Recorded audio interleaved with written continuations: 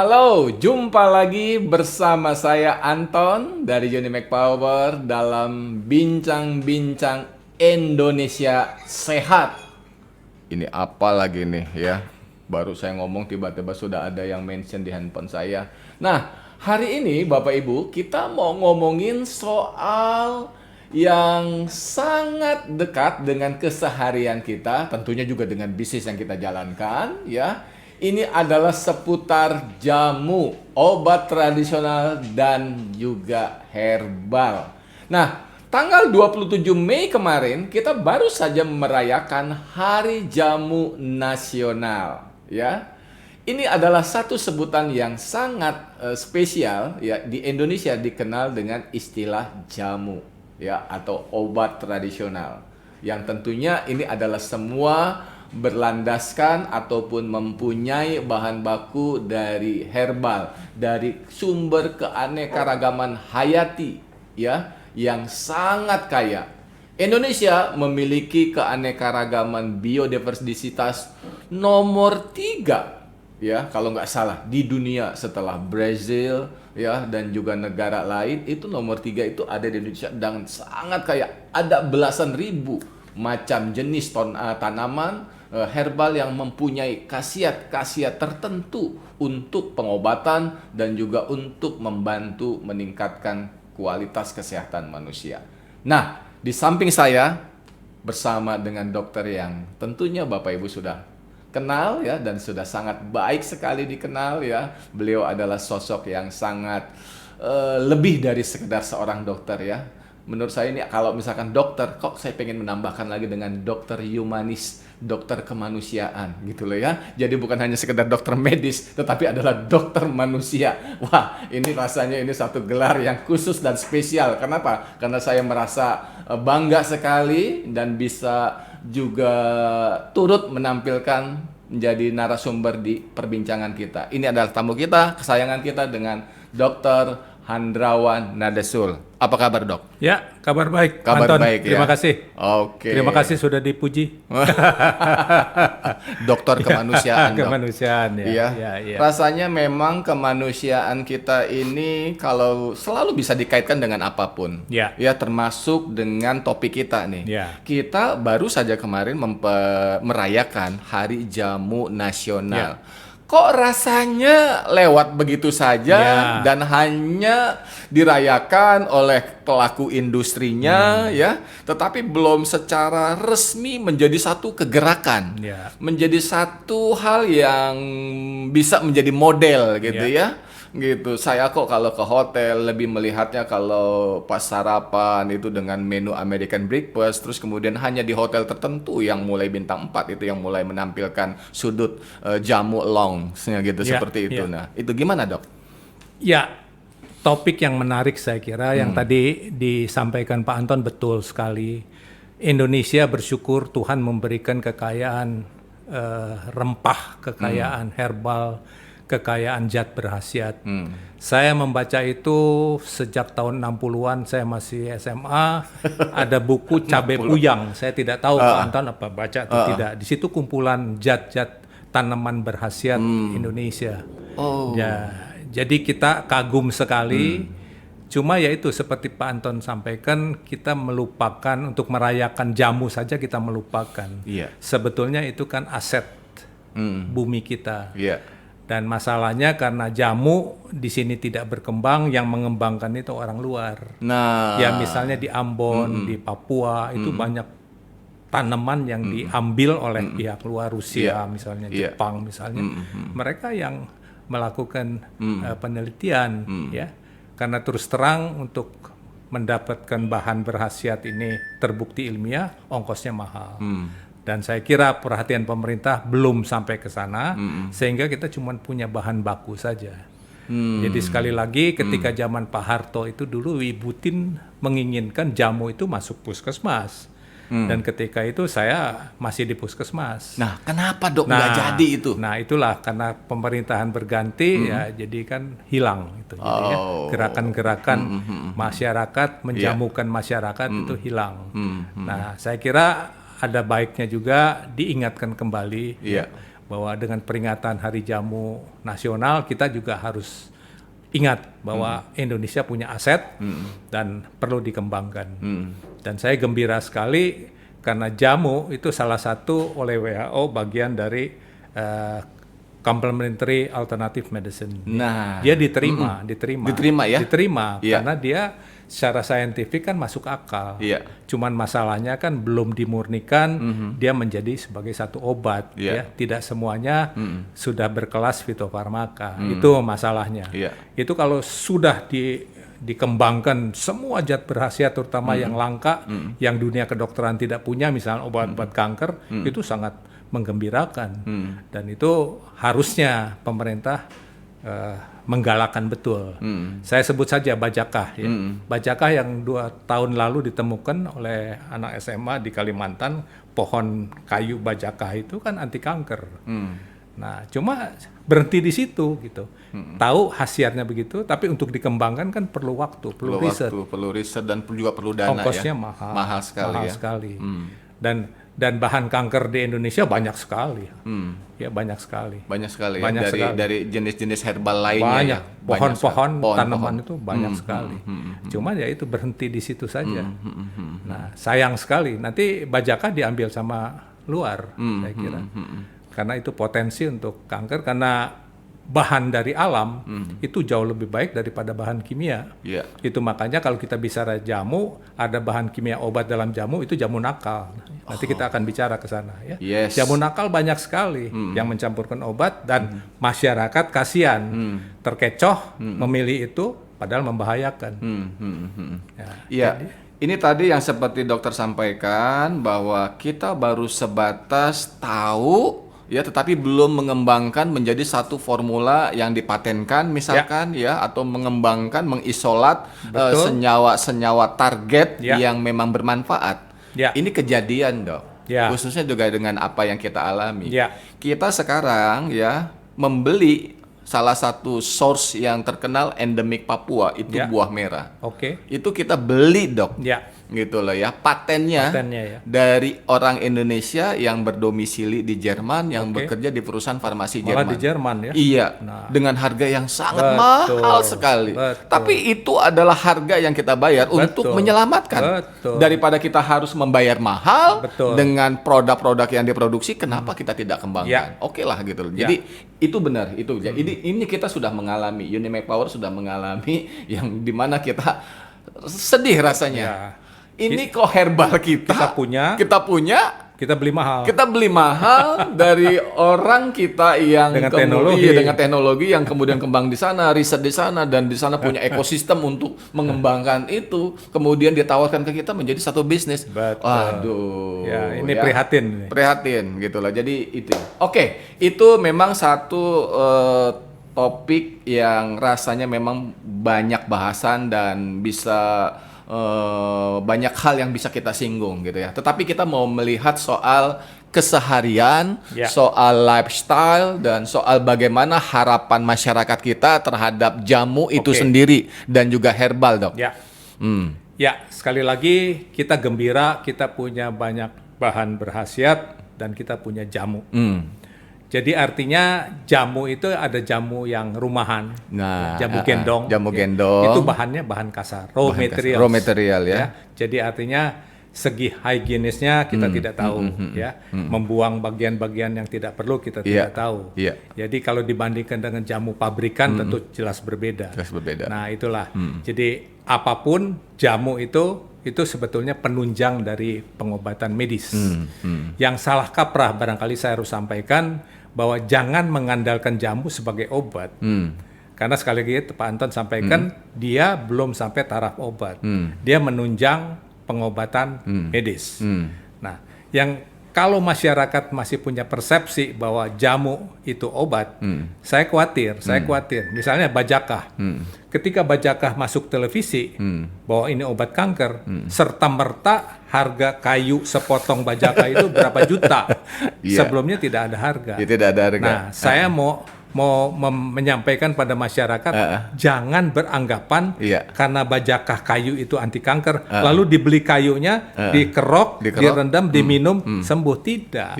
Tadi Pak Anton sudah sampaikan. Pertama, identifikasi. Jadi identifikasi berkhasiatnya itu apa dalam bajakah. Ya. Kedua, diisolasi. Ya, diisolasi dari kayu itu diisolasi apa yang berkhasiat. Ketiga kan farmakologis, ya dosisnya berapa sih? Nah itu saya juga mau nyampaikan seperti banyak berkembang di masyarakat bawang putih. Saya makan bawang putih setiap hari berapa siung, yang jantan, yang lanang, apa segala macam. Itu keliru, keliru. Ya, teknologi Amerika sudah menemukan bagaimana bawang putih itu berapa dosisnya supaya dia punya efek farmakologis. Jadi nggak mungkin satu siung itu berkhasiat, belum tentu. Bahwa bawang putih punya khasiat, yes, pasti. Sepakat ya dok. Tapi Amerika menjual kapsul bawang putih, kayolik, itu harganya mahal sekali. Sama buah pace juga begitu. Buah pace yang asli dari Tahiti. Dari hutan Tahiti, buahnya spesies tertentu, kematangan tertentu, diolah tertentu, itu yang mahal. Berkhasiat. Ya. Jadi maaf masyarakat jangan beranggapan saya tanam mengkudu di luar di halaman, saya makan yang mengkudu, tidak. Belum tentu berkhasiat. Karena dosisnya, karena cara mengolahnya itu menentukan. Jadi persepsi yang salah seperti ini yang mesti diluruskan. Betul. Saya kira bawang putih, kunir, banyak sekali yang mungkin Pak Anton lebih tahu ya. Tapi tidak bisa raw materials itu karena gara-gara bawang putih itu kita makan satu siung, belum tentu. Karena mungkin untuk satu dosis berkhasiat mungkin perlu 10 siung yang sudah diekstrak misalnya. Nah itu kan uji farmakologis, berapa dosisnya, farmakodinamikanya seperti apa dan sebagainya. Jadi persepsi ini yang diluruskan, satu. Kedua, tidak ada yang sederhana dalam pengobatan. Jadi artinya tidak mungkin lah hanya dengan bahan alam bisa sembuh. Ya, oke lah, zat berkhasiatnya sudah ketemu, sudah diisolasi. Tapi uji-uji lain belum misalnya. Karena dalam dunia kedokteran sesuatu jadi obat selain berkhasiat dia harus aman. Ya, jadi kalau yang sudah masuk ke Badan POM tentu sudah diseleksi bahwa ini pasti aman. Tapi yang saya maksudkan kalau jamu gendong, jamu yang dibikin rumahan, kita harus perhatikan betul. Karena di alam pun ada yang racun kan. Jamur beracun ada. Jamur beracun juga ada. Ikan beracun ada. Nah, ini segi-segi ini yang masyarakat perlu tahu bahwa dalam satu cup umbi tertentu, dalam satu akar tertentu, buah dewa sekalipun mungkin ada unsur alkaloida yang tidak menyehatkan. Nah ini yang belum disingkirkan. Ini yang harus dipisahkan. Betul. Namanya diisolasi kan. Pertama identifikasi khasiatnya apa, zatnya. Kedua isolasi. Nah diisolasi diekstrak. Hanya itu yang dipakai. Nah kalau sudah sampai ke Badan POM, Badan POM sudah tentu aman. Saya kira itu. Ya, masyarakat perlu diluruskan seperti itu. Nah. Ini satu penjelasan yang sangat penting ya. Jadi kita melihat ada macam-macam tipologi di masyarakat dalam konteks mengkonsumsi jamu.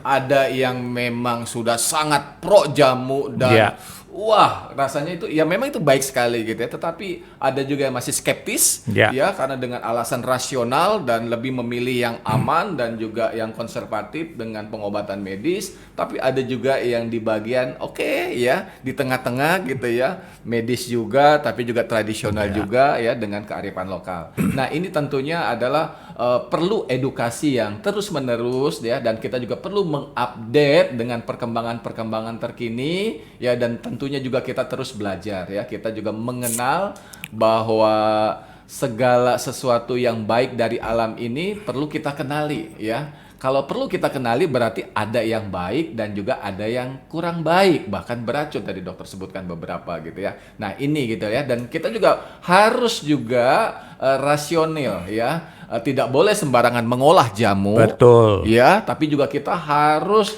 bisa melihat bahwa jamu yang baik yang kita harapkan bekerja seperti obat itu harus melewati satu rangkaian pengujian-pengujian dan metode-metode produksi yang memenuhi kaidah standar keilmuan. Nah, ini yang harus kita pahami. Disinilah nanti letak pentingnya pemahaman kita terhadap jamu, supaya apa yang kita pahami, yang kemudian kita lakukan itu bisa efektif dan bisa sesuai dengan harapan kita, di mana jamu bisa menjadi peran yang baik untuk meningkatkan kualitas kehidupan kita. Oke, kita kembali lagi setelah pesan-pesan berikut ini. Peliharalah kesehatan tubuh Anda dengan M-King. M-King adalah ramuan herbal ekstrak yang setiap tetesnya mengandung campuran herbal dan bermanfaat untuk membantu memelihara kesehatan tubuh. M-King terbuat dari bahan herbal berkualitas, daun kelor, rimpang temulawak, bunga rosella, dan buah mengkudu. Minum M-King 3 kali sehari 15 tetes. Dikonsumsi dengan mencampur 200 ml air putih. M-King, rajanya jamu tetes Indonesia.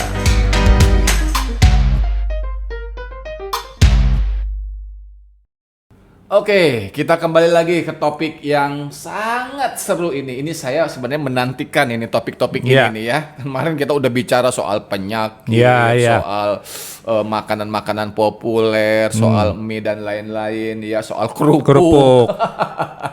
Tapi ini bicara soal yang dekat gitu loh ya.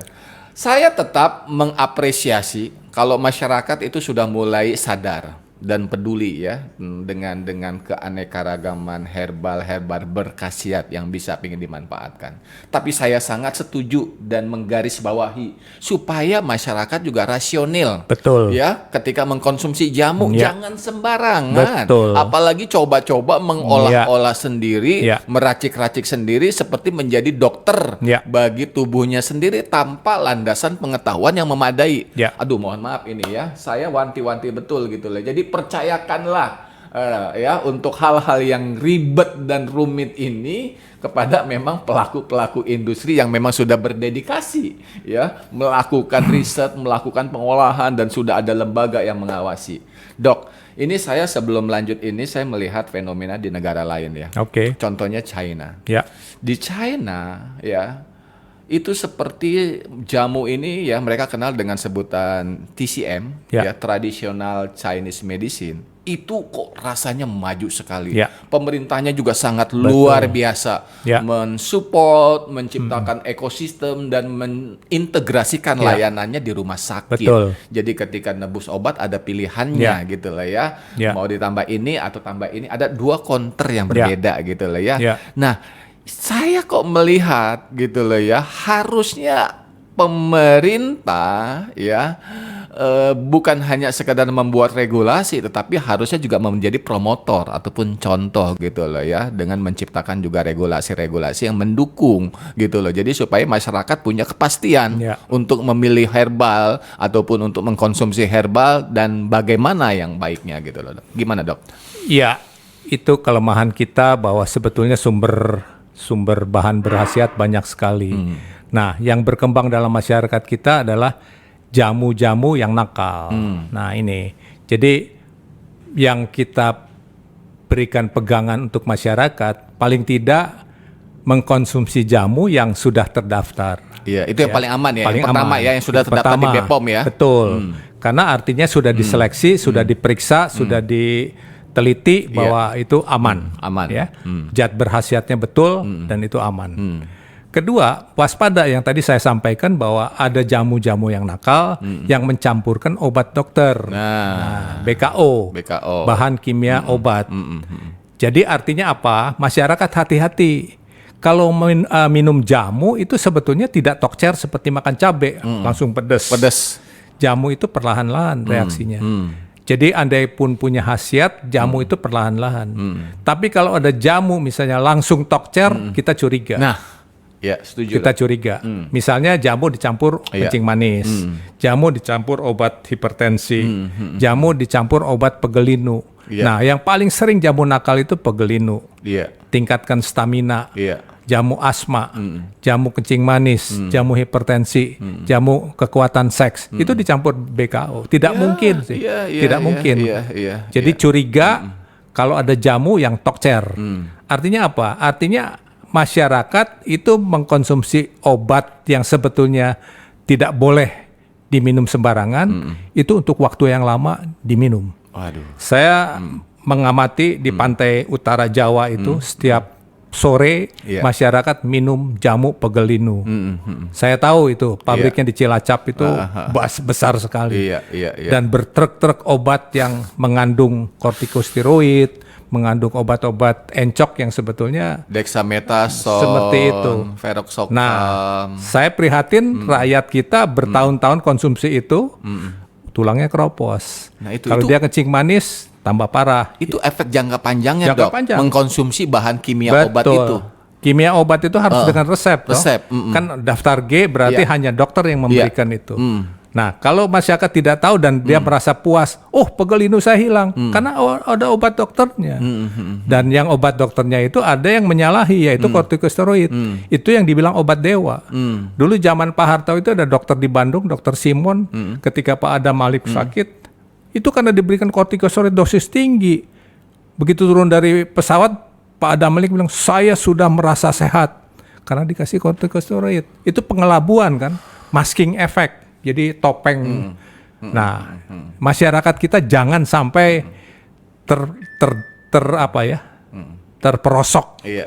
Karena setiap hari itu, setiap sore itu Iya. jamu di Tegal, Cirebon sampai Indramayu itu jamu pegelinu karena Iya. mereka capek kerjanya. Iya, betul. Minum Dan itu enak. Mereka kan pekerja harian, Dok. Betul. Dapat duitnya tuh hasil Betul. bekerja. Kalau nggak kerja nggak dapat Betul. duit. Makanya mereka mungkin tahu, ya tutup mata lah. Tidak Gitu loh. tahu, pasti belum tentu Belum tentu tahu belum juga. tentu tahu dari mana informasi itu. Nah, saya senang ini sampaikan ke banyak radio, itu bisa nyampaikan Pak masyarakat di pelosok-pelosok.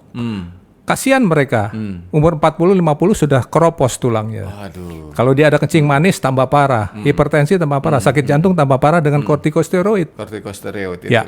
Iya. Ya. Sekali, ya. Jadi perhatikan jamu nakal. Pertama ada nggak izin BPOM-nya? Biasanya tidak ada Iya, itu. iya. Dengan nama yang aneh-aneh mereknya ya, saya kira. Jadi Dan mereka juga kadang-kadang mengelabui dengan nomor izin edar yang ya palsu. mungkin, ya. Dan masyarakat tidak hirau itu, Iya. tidak perhatikan. Yang penting mereka merasakan khasiatnya. gitu loh, ya. Betul. Ini juga, Dok. Jadi kalau saya tangkap mengenai harapan mereka ketika mengkonsumsi jamu sama seperti harapan mereka juga mengkonsumsi obat. Persis. Ketika mereka menerima satu resep menembus obatnya di apotik, mereka konsumsi dan dalam jangka waktu sekian Ya, hilang dan Ya. bisa mereka merasa sudah sembuh. betul. Padahal kalau bicara sembuh, saya selalu saya sederhanakan itu antara sembuh dari pain, rasa sakit, dan benar-benar sembuh itu kan harusnya lewat proses, yaitu sembuh dari penyebab ataupun muasalnya dari sumber penyakit. Ini kan dua hal yang berbeda. Ya, Dok. betul, Gitu loh. Ini yang betul. seringkali dijadikan satu. Ketika rasa sakitnya itu hilang, Ya. painnya itu hilang, mereka merasa, oh yaudah saya sudah sembuh kok. Ya, jadi dokter menulis resep itu dua macam. Jadi resep untuk keluhan, simptomatik. Iya. Resep untuk kuratif. Nah, Dokter yang bijak tidak akan nulis untuk keluhan. Tapi ada aspek pertimbangan bisnis. Iya. Karena dokter yang Sponsor. bukan, dokter yang talk chair itu Iya. keluhan hilang. Oh. Padahal keluhan hilang belum tentu sudah sembuh. iya. Ya, misalnya orang sakit mah, itu kan keluhannya pusing, mual, itu nggak perlu dikasih, mahnya diobati, mahnya sembuh, keluhan hilang kan. Nah, kalau itu dikasih simptomatik, uang pasien tambah keluar untuk obat, efek sampingnya tambah. Jadi sekolah dokter itu sebetulnya mengajarkan dokter tuh sehemat mungkin menulis resep. Jadi artinya keluhan-keluhan lain tidak usah. Simptomatik itu asap. Penyakit itu api. Jadi yang perlu dipadamkan apinya. Jadi obat untuk nutupin asap nggak ada gunanya. Karena kalau apinya padam, asapnya juga otomatis tidak. Nah, ada pertimbangan karena masyarakat menuntut, ada demand. Ke dokter ini kalau saya berobat langsung hilang tuh. Sakitnya hilang, demamnya hilang. Tapi keluhan hilang, belum tentu penyakitnya hilang. Misalnya infeksi. Infeksi kan perlu 1-2 hari untuk bunuh kumannya. Selama infeksi tentu ada pegelinu, ada sakit kepala. Iya. Itu nggak usah. Nah, dokter harus bilang, ini masih perlu waktu 1-2 hari. Saya cuma kasih satu macam antibiotik. Anda kan sakit perut, infeksi perut, ini. Nah, ini. Jadi seperti ini. Ini tadi dokter menyampaikan dan mengkritisi ya bagaimana rekan sejawat yang juga tanda petik tidak menginformasikan, hanya sekedar memenuhi harapan dari pasien, tapi tidak menjelaskan dari bagaimana dia menulis resep, ya tujuan dari resep tersebut, ya. Ini menarik, tadi ada catatan bahwa dokter yang bijak, yang baik harusnya sesedikit mungkin. Resep yang bijaksana itu resep yang sesedikit mungkin dengan dosis sekecil mungkin dengan harga semurah mungkin dan sembuh. Ini kriteria ini rasanya kalau didengar sejawat ini kupingnya ini rada panas gitu. Dokter, kayak nggak pernah jadi dokter aja gitu loh. Ya kan, kita kan perlu makan. Oke, saya nggak mau menyinggung itu ya. Jadi kembali lagi kepada topik kita ini ya. Jadi, nah, seringkali herbal ini menjadi tumpuan, Dok. Betul. Ketika medis tidak terjangkau. Ya. Ya, ketika metode-metode advance dari medis yang harus dilakukan mesti operasi, dan itu apalagi belum tercover gitu ya. BPJS pun sekalipun sekarang ini sudah mulai disosialisasikan, diwajibkan, itu pun juga belum semuanya mungkin merasakan manfaat BPJS gitu. Jadi antara yang sudah benar-benar mengikuti arahan medis dengan apa yang juga mereka percayai secara tradisional dalam kehidupan mereka, secara turun-temurun dari nenek moyang ya. Mereka punya kearifan lokal dengan mengkonsumsi kekayaan alam di sekeliling mereka gitu ya. Nah, ini yang ya saya melihat dari sisi positifnya tentunya juga ada hal-hal yang baik ya, yang saya rasakan betul itu, dan saya juga melihat, mengamati misalkan ketika buah merah dan bagaimana masyarakat Papua misalkan, ini satu contoh yang rada ekstrim ya. Mereka hidup sebenarnya benar-benar mengandalkan alam. Mereka nggak makan nasi tapi hanya makan sagu. Tapi mereka punya energi yang berlimpah gitu loh. Mereka bisa naik gunung, turun gunung. Tentunya juga ada kekuatan dari sumber alam yang mereka konsumsi ya. Bagaimana mereka bisa melawan dinginnya hutan Papua dengan pakaian koteka. Ternyata juga mereka mengkonsumsi macam-macam. Ada buah merah yang mereka konsumsi, ada sarang semut, ada dedaunan tertentu yang udah mereka kenali gitu loh ya. Nah, kearifan lokal ini ya, yang kemudian pingin dilakukan serta merta ini yang seringkali dimanfaatkan celahnya oleh kalangan pelaku industri. Nah, kalangan pelaku industri pun ya saya bagi dua ini. Ya tetap ada yang memang benar-benar membuat itu sesuai dengan kaidah-kaidah dari regulasi CPOTB, terus kemudian juga sudah memiliki mendaftarkan produknya sebelum dipasarkan dengan mulai izin TR, obat tradisional, terus kemudian ditingkatkan lagi menjadi OHT dan fitofarmaka. Nah, banyak juga Dok pelaku-pelaku yang tadi dokter sebutkan, itu baru satu wilayah yang secara tradisional dikenal itu sebagai pelaku-pelaku tanda petik crime yang mengembangkan BKO yang dicampur dengan bahan-bahan tradisional. Nah, ini pun banyak seringkali yang bagaimana ya panduan kita kalau misalkan memilih, ada nggak misalkan kalau kita sebutkan dari herbalnya misalkan bahan-bahan apa aja sih dokter yang dokter kenali yang bisa direferensikan ya, sumber-sumbernya ya. Saya tidak menyebutkan formula ataupun mereknya, tetapi dari herbal-herbal yang sudah umum lah, yang ini baik gitu loh ya. Minimal Anda harus konsumsi ini misalkan, tapi dengan dosis yang misalkan juga dengan keteraturan ataupun terus konsumsinya dalam jangka waktu yang tertentu gitu ya, supaya mendapatkan efek khasiat dari obat herbal tersebut. Iya, jadi saya harus sampaikan bahwa yang disebut jamu herbal itu artinya tidak setara dengan obat. Bahwa ada penyakit itu kelompok gangguan fungsi, ada penyakit yang memang ada penyebabnya. Yang gangguan fungsi, orang misalnya fungsi pencernaannya terganggu, dia diare. Itu bekerja itu. Herbal bekerja. Misalnya ada jambu klutuk. Jambu klutuk saya baru mau sebutkan itu. Itu bisa Dok ya. Sebagai obat karena hanya gangguan fungsi. Fungsi. Tapi kalau dia ada kuman, ini tidak berlaku. Tidak berlaku.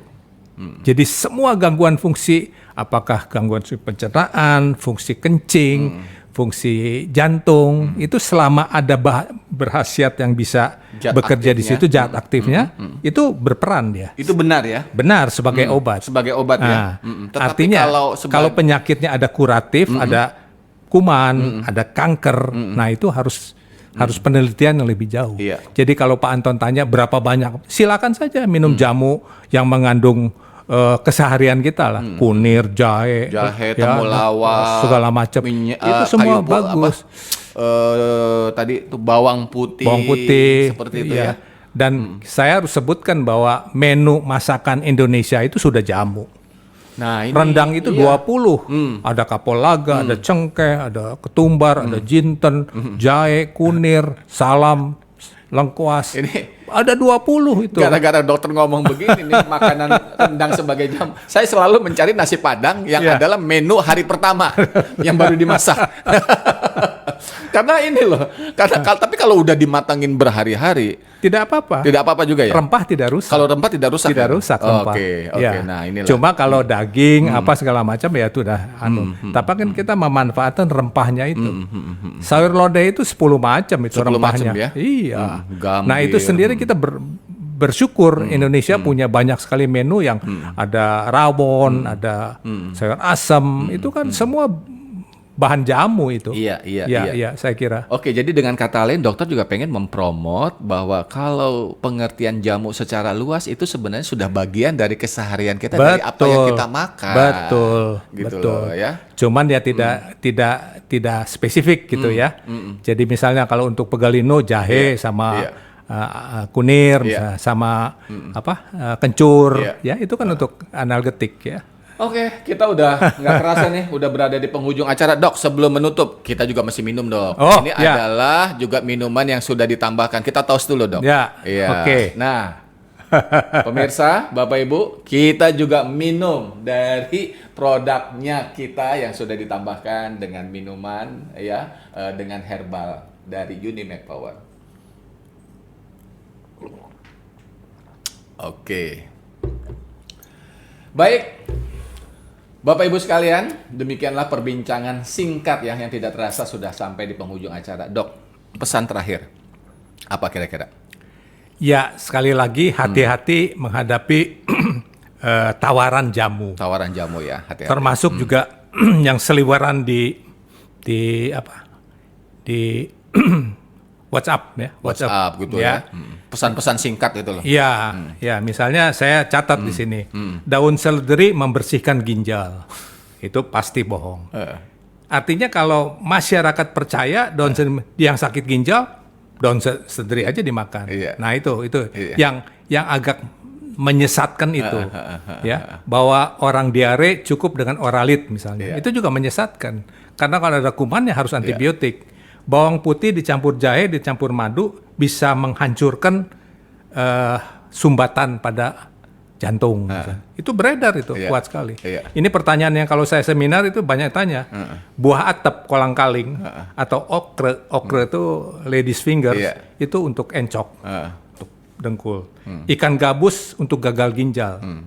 Bahwa ikan gabus mengandung albumin betul. Betul. Cina sudah bikin bubuk ikan gabus untuk mengatasi kekurangan albumin. Betul ya, Dok ya? Nah, betul. Tapi jangan dibilang ini menyembuhkan gagal ginjal. Salah. Orang gagal ginjal albuminnya bocor. Darah kekurangan albumin. Nah, makan ikan gabus. Nah, yang menyesatkannya itu fungsinya. Ya. Misalnya buah merah, buah dewa, ya. Secara mentah saja begitu untuk berbagai penyakit. Saya harus sampaikan pada masyarakat tidak percaya, harus skeptis kalau dibilang bisa menyembuhkan apa saja, pasti bohong. Pasti bohong. Setuju, Dok. Gitu.